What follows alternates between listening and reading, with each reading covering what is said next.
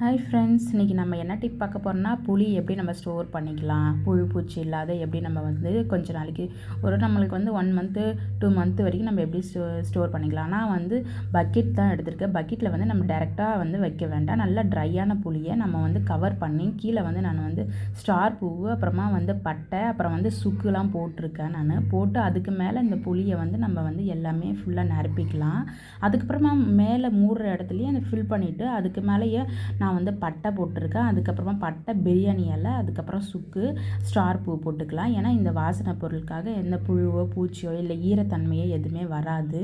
நம்ம வந்து நமக்கு சமைக்கும் போது கூட நம்ம இது பெரிய பெரிய பொருள்னு எடுத்து வச்சுட்டு கூட நம்ம யூஸ் பண்ணிக்கலாம்.